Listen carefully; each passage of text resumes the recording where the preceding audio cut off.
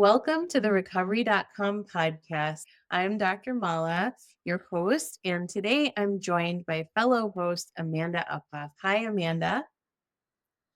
Hi, Dr. Mala. We are so excited to be joined today by Rena Shoshana Forester. She's an educator, a healer, and a mentor with 10 years and more than 10 years of experience with organizations and individuals internationally across various disciplines. And we're going to just dive right in today. Welcome, Rena. Thank you so much, Dr. Mala and Amanda and the whole Recovery.com team for inviting me to be here. So let's start off with your journey. I know you've got a pretty extensive journey. So would you mind sharing that with us today? Definitely. I guess to put a title on the whole thing, I like to call this my journey from PTSD to PTGO. And that's a term I made up that stands for post-traumatic growth order. So the story starts, thank God I had a really lovely childhood, and we all have things to heal from childhood, but my big thing that I had to heal from came later in life when I was living in Vietnam and I had a near-death motorcycle accident, but I didn't realize that it was near death. I didn't realize the severity at the time because in Vietnam, when you have an accident, you just get back on your bike and keep going. So that's what I did. And for 7 years, I lived with the unconscious trauma of that near-death motorcycle accident. And I had a number of diseases come up. I actually like to call them dis-eases because it was being out of ease. But it took me 7 years to understand that PTSD was the root. So in that time, I faced depression, I faced orthorexia and unhealthy eating patterns, hormonal imbalances, including PCOS, and I wound up in a marriage that turned abusive. And I really see all of these things as symptoms of the trauma that was running my life. And also a herniated disc. And once I understood, like I healed those symptoms, and then I understood that the root of all of this was trauma. And thank God I've studied trauma and I work with people who have trauma, and we're just only able to see ourselves so clearly. But once I was able to see myself clearly, then I was able um, to heal it and close it out and see that since then my life has been unfolding much more easily, much more like the things that I want to happen. That sounds amazing. I love everything you just said, Rena. I had a similar thing happen in my body in my life that taught me that these things are very closely related. And if you don't listen, your body will make you listen. I am so curious if you could talk us through some of the ways that led you to this conclusion that it was the trauma, and then also the steps that you've taken to start healing. Yeah, just over 2 years ago, I understood that my marriage had become abusive, and I got myself out of the situation and we got divorced. And it's also worth mentioning that my former husband and I today have a really peaceful and respectful relationship that we've both worked really hard to establish. Um, but it was when I was going through the process of getting divorced that I started to, it was almost like something in my subconscious was bubbling up, and there started to be like, imagine a bulletin board with different pieces. I started to see that there were strings connecting them, and it was a lot coming up about Vietnam and the motorcycle accident, but it was like they were all pieces all over the bulletin board, and I was starting to see they were connected, but I didn't see it super clearly. And kept living and doing my best. And then about half a year after that, I went to visit one of my oldest and dearest childhood friends in Los Angeles. And I woke up one morning there and I couldn't move the whole upper part of my body. I was in excruciating pain. And I thankfully found an amazing chiropractor, Dr. Todd Gawant in Los Angeles. I'm happy to recommend him. He saw me on a Saturday. He had a full list of 13 clients he was already seeing, but he saw me after all of them and did a little assessment and looked me in the eye and said, and at this point also I shared with him that I thought it had something to do with the motorcycle accident and that I was recently divorced. And he looked me in the eye and he said, "You probably have a herniated disc. Don't worry, I have 7. I've never had an injection for pain and I've never had surgery for pain. You have a lot of healing to do. It starts with forgiving yourself." And I accepted his mission. And he also has written a couple children's books, and I bought one of the children's books, and there's activities in it that are kind of like self-healing, self-reflective. And I bought that as a commitment to take his message seriously. And I have here my neck brace because, interestingly enough, now that I'm jumping a little bit, but now that I understand that basically the motorcycle accident was a physical manifestation of stress I was already experiencing in Vietnam, relating to culture shock and the work environment that wasn't really so healthy. So now, if ever I experience pain, it's either right before my period or when I have something exciting happening specifically around work or sharing my story. So like literally in the 15 minutes before I hopped on to record this, I was like, oh, there's the pain. And I put my neck brace on and then I did the dishes and then I felt it relieve a little bit. So I took it off. I had just have it with me here, but I thought of that because he was able to help me relieve the pain just enough. And he sold me this amazing neck brace. And I left Los Angeles. I flew to Phoenix where I met my parents and my aunt and uncle. And I used all of my own tools for self-healing, which at that time included restorative yoga, yoga nidra, hot and cold therapy, a technique called focusing, and massage and chiropractic. While I was in Phoenix and doing this healing work, I just it's my throat chakra. So for anyone who's familiar with the chakra system, the throat chakra has a lot to do with speaking. And as now it was kind of being opened, there was like all these words that were suddenly coming out of me. And I was sharing them with my parents. Thank God I was with them. And one of the things I said, I feel like there's something that I really need to heal around my divorce there's something that's keeping me in some kind of a loop and it's somehow connected to my divorce. And I feel myself moving forwards and getting to the places I want to get to. And then instead of moving forwards, I go down and there's this cycle. And I said, I don't know what I need. I don't know if I need professional help, if I need to go back to India and be in an ashram, if it's inpatient, if it's outpatient. Like, I don't know what it is, but I feel like I need something. And I was already seeing a therapist at the time. And we just thought, what if the therapist I'm working with would want to work with me more intensely? And I spoke with her about it. And she was very open to the idea. And so we committed. And when I was in Phoenix for about 5 days, and then I came back to Israel where I live and immediately started an intensive outpatient program with her, which was 9 hours a week for 6 weeks. It's actually kind of funny.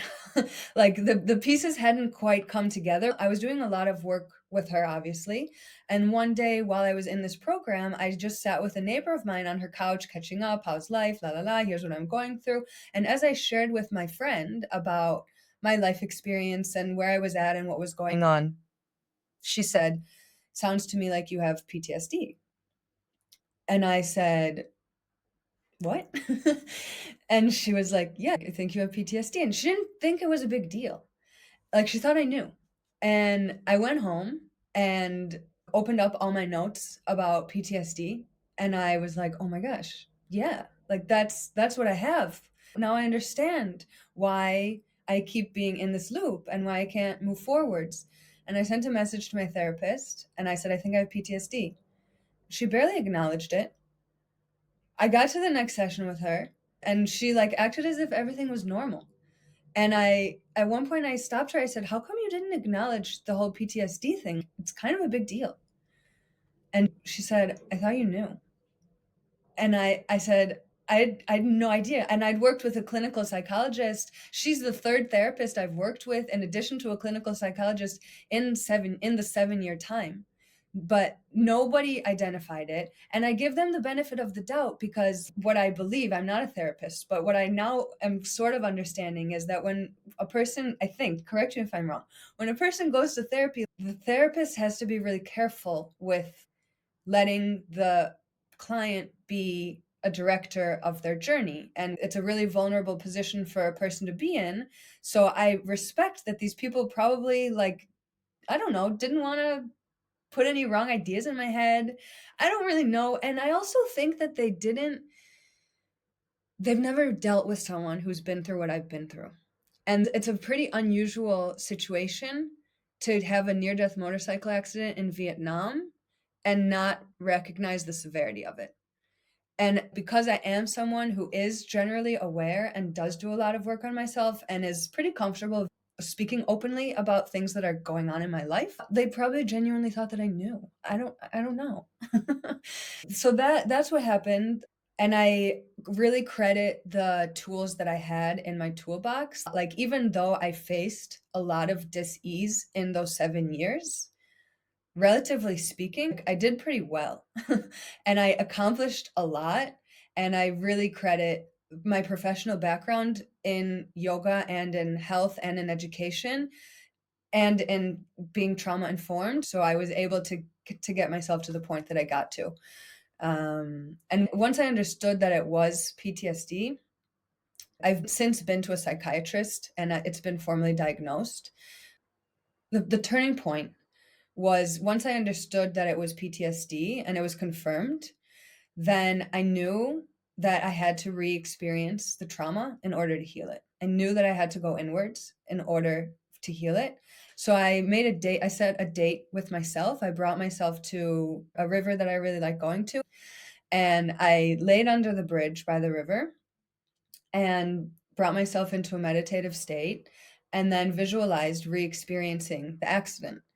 And at one point, I was really scared to see myself on the side of the road, blacked out for a moment, and really scared for my parents. And I got past that fear and I saw a divine light that had come down and saved my life. Because for anyone who has not been to Vietnam, the streets there are filled with basically a never-ending sea of motorcycles. And so I saw that divine light had come down and stopped the sea of motorcycles.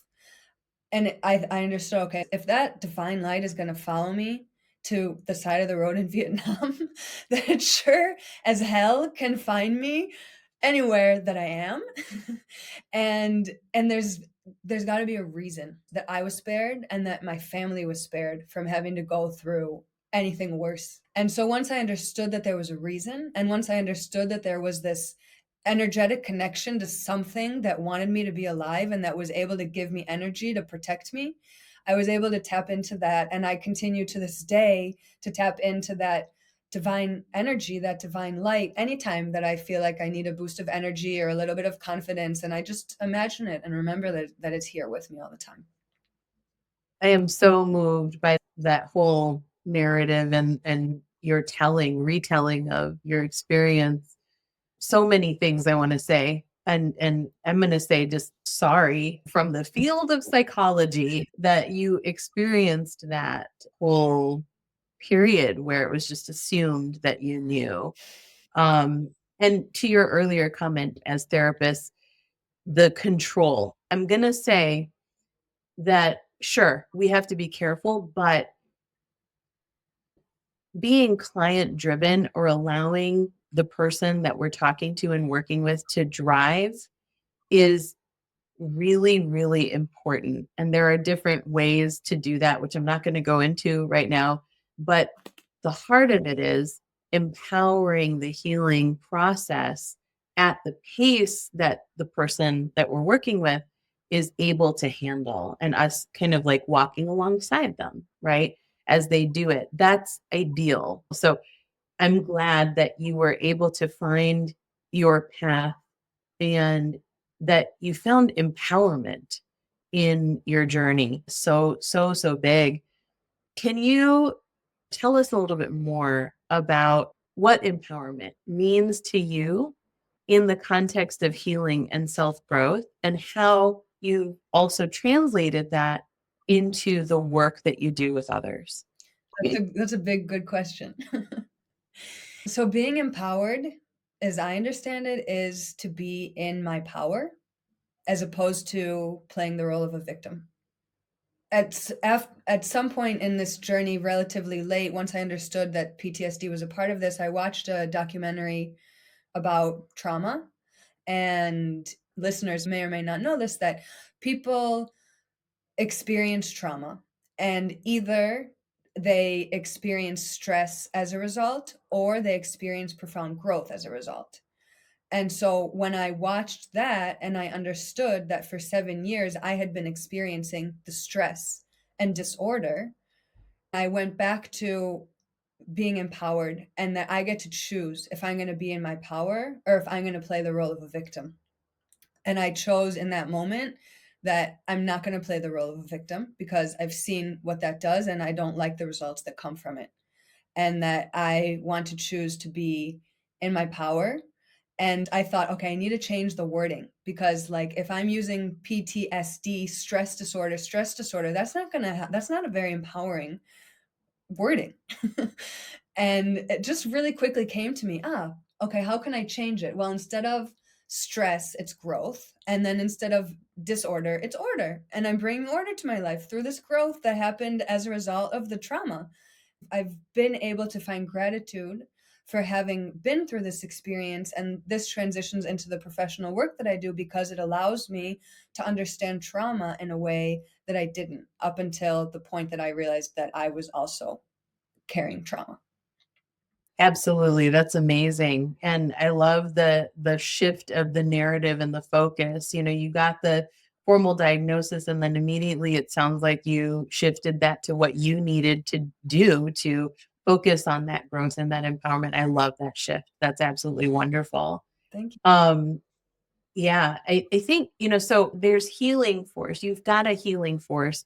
How did you help yourself stay on that journey of knowing and recognizing what your healing force and what your healing energy is? And was there ever a time when you felt like you were getting derailed?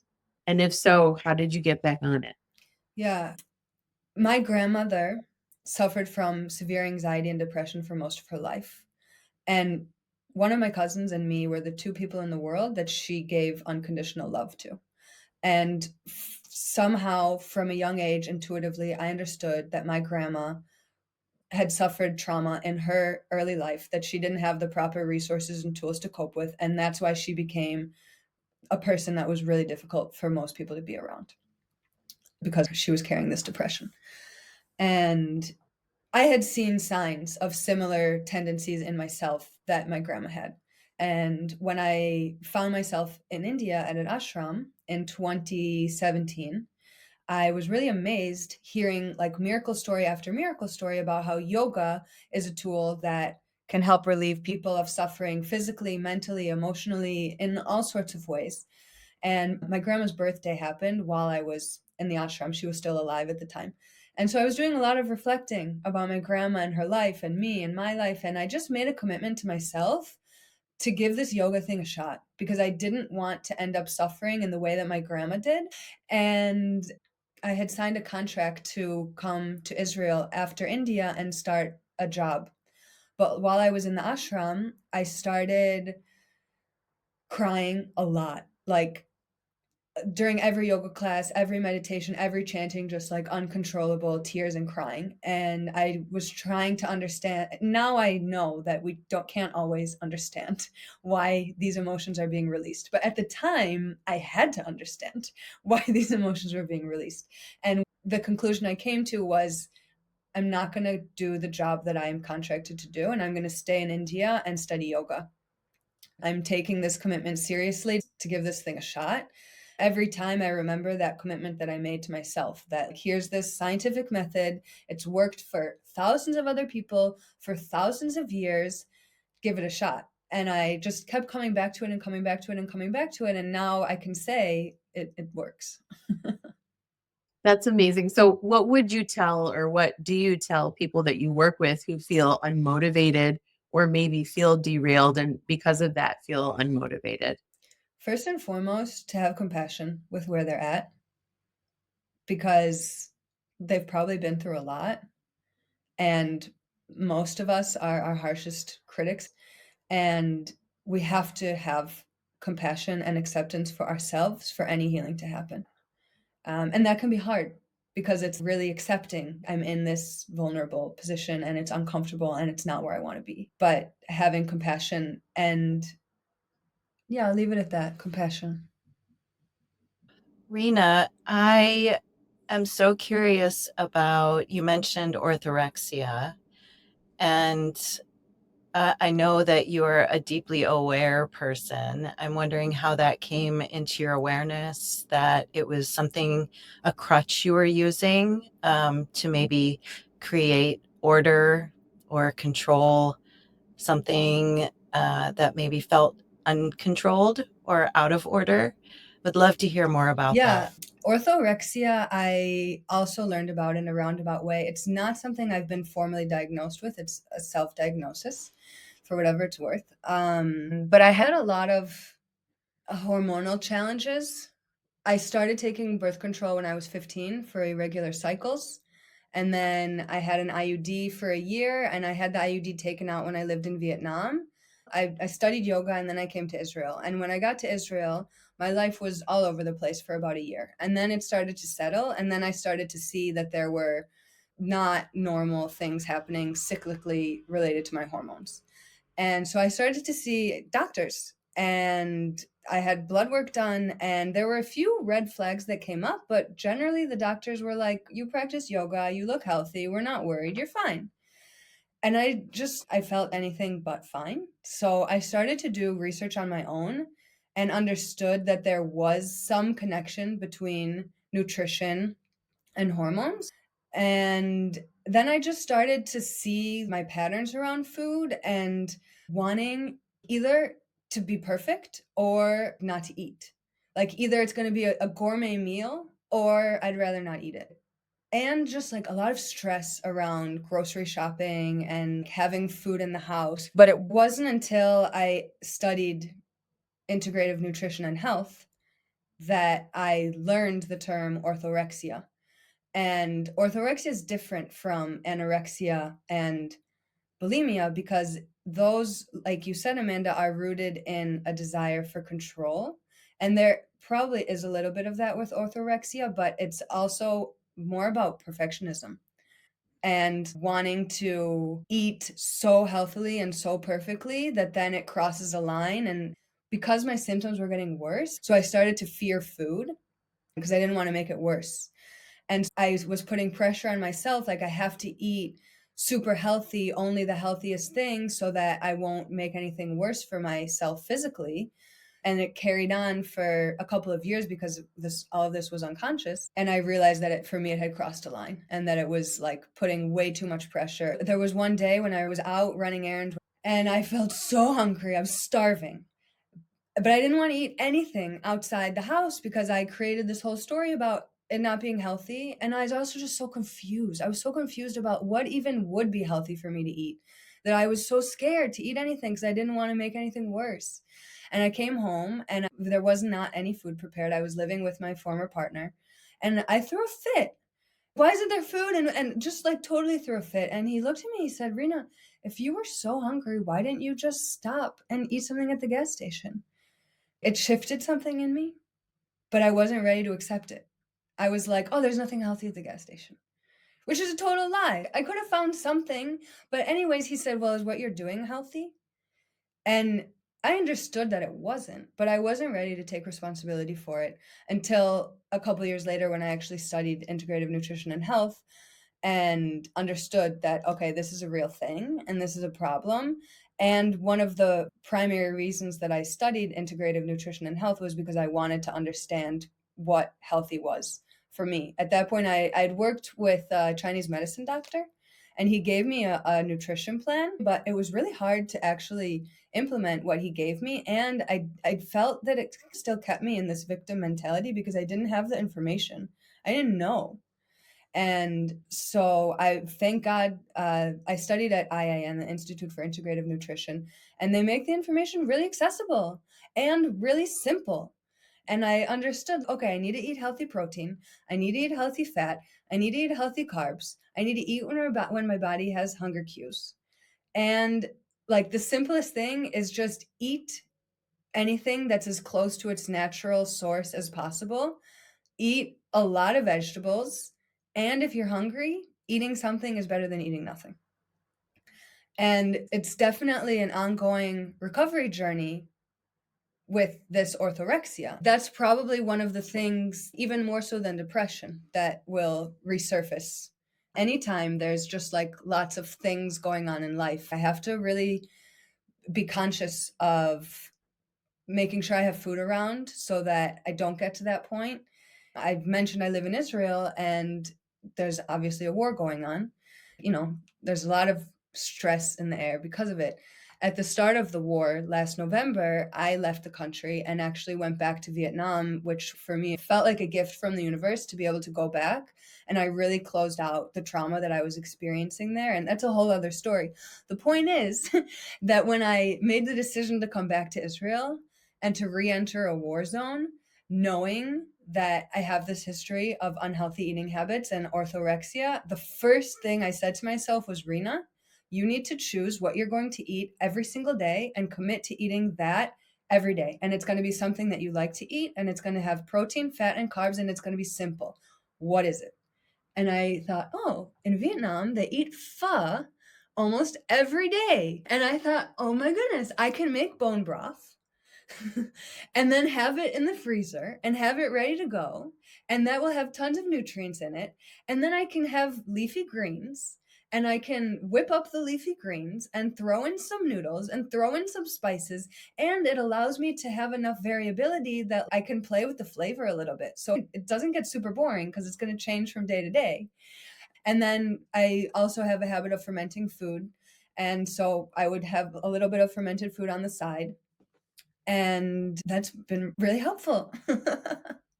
That's really great. Yeah, just for our listeners too, orthorexia is an eating disorder that's characterized by an obsessive focus on healthy eating.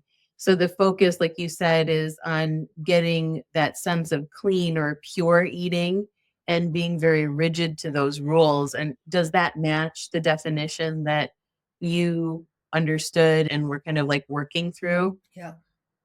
Yeah, yeah. So that's just for our listeners who might not know. And for sure, I mean, I can see how that integrates into being in a stressful environment. And I love hearing how you navigated that by saying, okay, I'm making this commitment to myself. It sounds like that's been the stronghold for you throughout every milestone that you've hit. You've said, I am making this commitment to myself. This is what that commitment looks like. And those commitments are what empowers you and what helps you on this healing journey.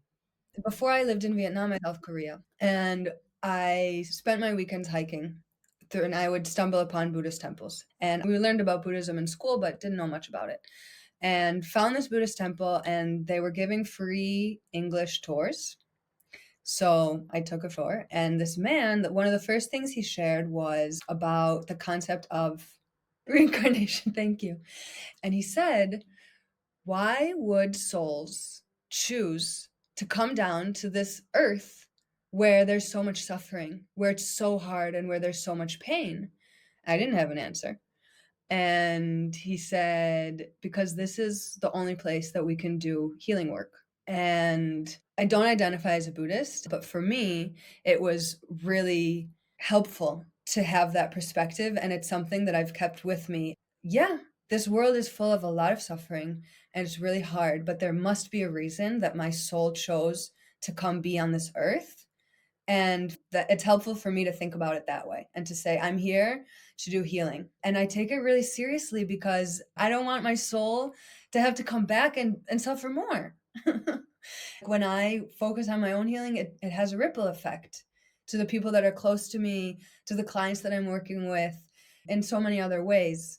So it gives me motivation to come back and do the work. That's a great segue. I am so impressed with your own healing journey and the compassion you have for yourself.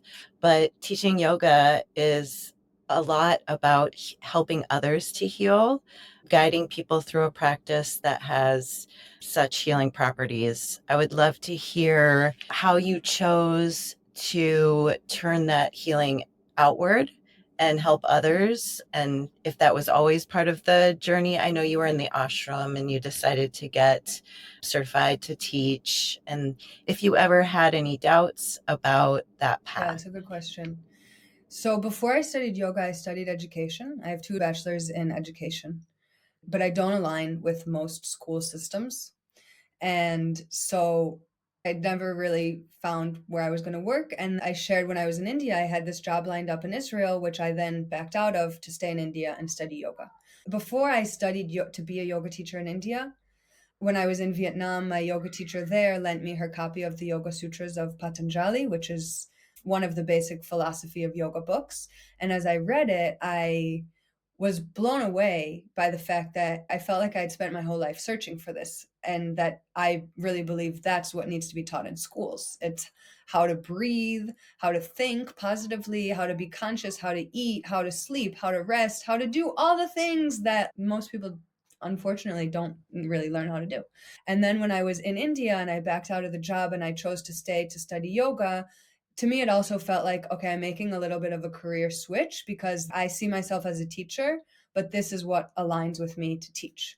So that was a commitment that I made to myself. And when I studied yoga, I got really wonderful feedback from my teachers about the teaching that I provided. So I felt confident, but then I came straight to Israel and suddenly all the doubts just swarmed me. And I originally came to Tel Aviv. Everybody and their dog is a yoga teacher in Tel Aviv. So I feel like I was so intimidated by all of these people that in my mind had it all figured out and were way better than me and way more experienced than me. And here I was, fresh off the boat, new immigrant. What do I have to teach anybody?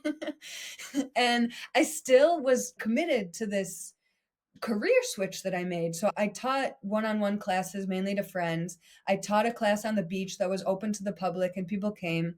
I started teaching in a hippie community center and managing their whole yoga program as a volunteer. But I still had all these doubts, and people had wonderful feedback to give me about my classes, but I didn't have full trust. I still felt like, who am I to be doing this? And then after my first year living in Israel, there were a number of things that shifted in my personal life. And I spent the summer of 2018 recommitting to my own personal yoga practice.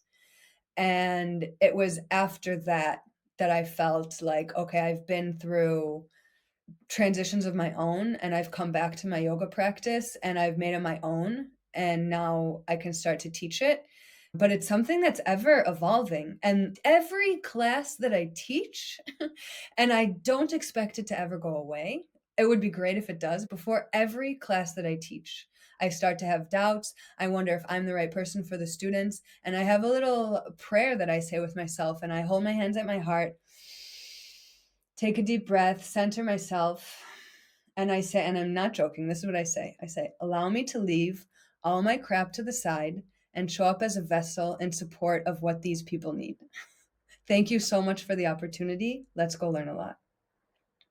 Oh my God, I love it. I love it. I relate to that for sure as well. Yoga has been a huge part of my life. And just little backstory, but I started training when I was training Indian classical dance. That's how it was like integrated into my life as a child, right? So what you were talking about in terms of aligning with the educational components that come into it, just what you're teaching and how to live, that has always been interwoven in my life. And has been a grounding element and something that I also seek to pass down to my own children.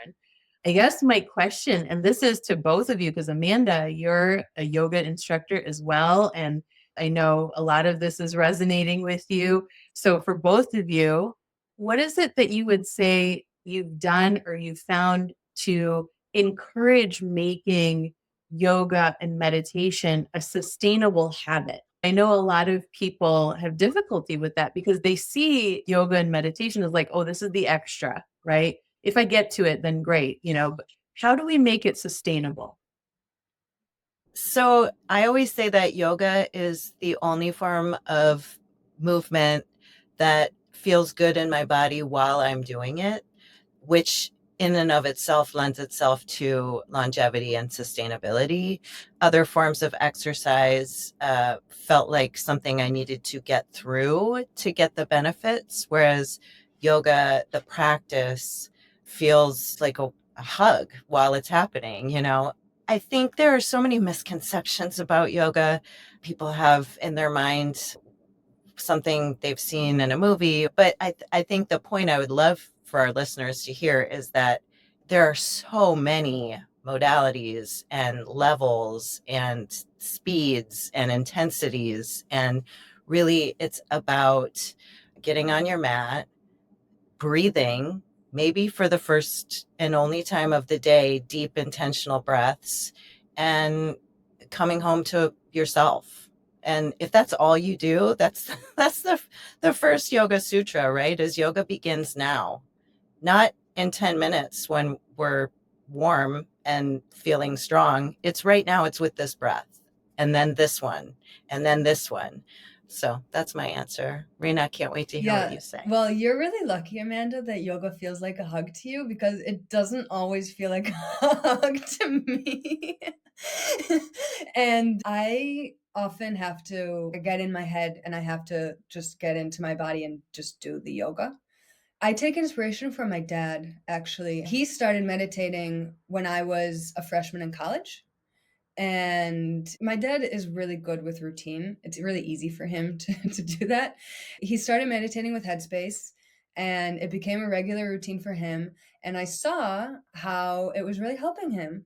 And so when I made the decision to start practicing meditation regularly, I just took inspiration from him and said, okay, well, he was able to commit to it. Starting with Headspace is 10 minutes for 10 days. And if he's had benefits from it, then I'll give it a fair shot. And I just found a window of time in my day that I could commit to that 10-minute window. And I did it. And I noticed who I was on days when I meditated and who I was on days when I didn't meditate. And I wanted to be who I was on the days that I meditated. And that was the same with the yoga practice. And I spoke about that summer when I recommitted to my personal practice. And that was also really what I understood, that I could see who I was on the days when I practiced yoga, and I could see who I was on the days that I didn't practice yoga. And on the days that I practiced both yoga and meditation, I was much more focused, much more clear with myself, much more productive, and also much more calm. And those are things that I wanted. So coming back to that why, but also part of the work that I do today as an integrative nutrition health coach is helping people to build healthy habits. So having that why is really important to come to start with, but it takes more than that, for not always, but it can take more than that. So anytime that I myself am implementing a new healthy habit, I use the framework that I use with my clients. And it's basically looking at, okay, where am I right now? Where do I really want to be? Can I get to that place in 6 months? And if I can get to that place in 6 months, okay, then what are the steps? Where do I need to be in 3 months so that I can be where I really want to be in 6 months? And what's realistic for me to expect of myself to be at in the next month, considering where I am right now and considering where I want to go. And then once those 1 month, 3 month, and 6 months are clear, then it's breaking it down. And I personally really like daily tracking systems where I can sit down at the end of the day and make a note. Did I do it or did I not do it? And then I can reflect. And then it's really helpful because we can be so hard on ourselves when we feel like we're not doing it, to then see, oh, but look at all these days that I have been doing it. I am making progress. That's great. Yeah. Go ahead, Amanda. Well, I just wanted to amend. I think why yoga feels like a warm hug for me is because my background, I have a history of anorexia and over-exercising and cardio and counting the minutes on the treadmill and pounding my body into submission in a way that did not Mhm, feel good mhm. at all. So the practice of yoga is all internal. It is not for external consumption. It just feels like such a gift to practice in community, but not worrying about how I'm being judged by the shape or the appearance or the form of my body. So I just wanted to clarify that, especially since we're touching on eating disorders in this Love it. episode. Yeah. Thank you, Amanda. No, that's beautifully said. Absolutely. I think there are so many myths that go around these practices. What is one myth about self healing that you'd like to dispel based on your experiences and knowledge, Rena?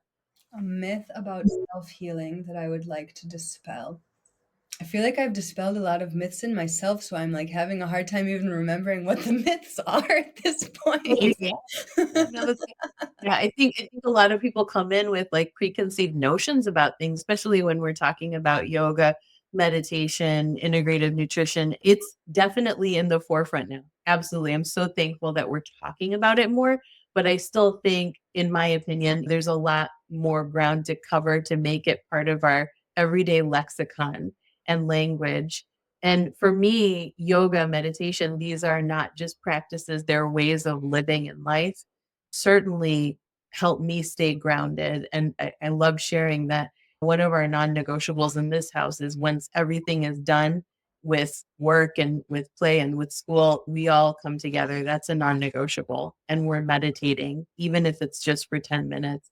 And if that gets to be a yoga practice or what have you, beyond what we're doing individually as family members, then that's great too. And we'll do that. But it is a non negotiable that we come together to do that. So it's kind of our own little sangha that we've created.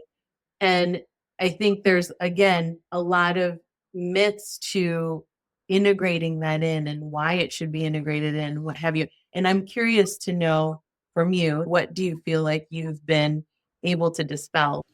Again, I can only speak from my own experience, and I know that it's unique to me. But the biggest myth that I've been able to dispel is that most diseases are healable, and most diseases are not genetic. We tend to think that they're genetic, but a lot of it is actually rooted in eating habits, thought patterns, and other ways of being that are passed down from generation to generation, that it looks like it's genetic, but it's not.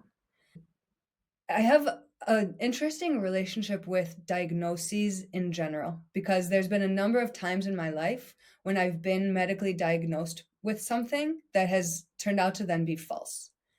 So I have been able to change my relationship with being diagnosed with something and understand that the label isn't something that has to be carried with me. So that then, once I understood that, which was about 5 years ago, ever since, and this I believe is also what allowed me to shift the PTSD into PTGO and not let it be something that held me back, because once I understood that I was dealing with PTSD, I said, okay, the label is just a label. It's a medical diagnosis that is used to work the system. But my personal experience gets to be whatever my personal experience is. So people often think that I am anti conventional Western medicine, and I'm very much not anti conventional Western medicine. I'm anti labels that keep people closed in boxes. But having a diagnosis, in my experience, actually is really helpful. And that's something that comes from conventional Western medicine, the tools that are accessible to be able to get an accurate diagnosis, but then to stay empowered. And that's where it gets tricky, because whoever gives a diagnosis is going to also have their recommendations for healing whatever has just been diagnosed. And that's great that they have things to recommend. But usually it's not all the options that are available for healing. So what I've learned is to take a diagnosis, take it seriously, listen to the advice of the doctor that gave a diagnosis, and then remember to stay empowered and not to fall victim to this diagnosis, and to then take the information and do research. Okay, what is the root cause of this diagnosis? And based on other healing modalities like Ayurvedic medicine, Chinese medicine, homeopathy, naturopathy, all the things that exist, how would they heal this? I was diagnosed with PCOS. The doctor said take hormonal birth control. Okay, so then I do my research. What are the risks of taking hormonal birth control? What are the benefits of taking hormonal birth control? And what are other options that I have instead of taking hormonal birth control? And then sit with myself, and only I can make that decision of, okay, now I have all the information. I know what I'm working with. I know what my options are. What's going to be my path forwards? That's a myth that I hope the listeners can take, to accept a diagnosis as an invitation for healing, and to do research about the diagnosis and treatment methods that are recommended. So great. Good. Yeah. We are out of time for now, but there's so many other things I'd love to talk to you about. And so with that, we are going to land on our last question for today. And that is, what does recovery mean to you? Ooh, that's a good question. I should have anticipated that one coming. What does recovery mean to me? For me, it's committing to being alive. Because I go back to what I learned when I was in Korea, that my soul, and this is the way that I see it, it might be different for other people, but my soul made a choice to be on this earth because it's only in this physical form that I'm able to heal. And so staying committed to being alive and having myself, like setting myself up for optimal functioning in my life, is what recovery means to me. Beautiful. Thank you so much, Rena, for joining us today. My pleasure. I am so delighted that we got to share space together. Thank you for sharing everything you shared with our listeners today. It really has been a pleasure. Thank you so much. Thank you for tuning in to today's episode of the Recovery.com podcast. For additional information, resources, and to access treatment options, please visit our website at Recovery.com. We appreciate your listenership and are excited to have you join us on our next show coming soon.